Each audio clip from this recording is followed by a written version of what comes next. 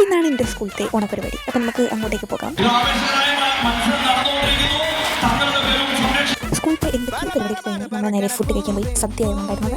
ഞാനും എൻ്റെ ഒരു ഫ്രണ്ടും മാത്രം ഒരേപോലെയൊക്കെ ഡ്രസ്സ് ഇട്ടു.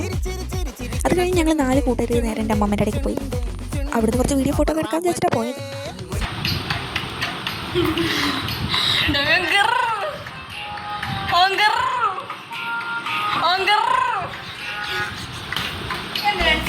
അത് കഴിഞ്ഞ് സ്കൂളിൽ നമുക്ക് കുറച്ച് ഡാൻസ് ഒക്കെ ഉണ്ടായിരുന്നു.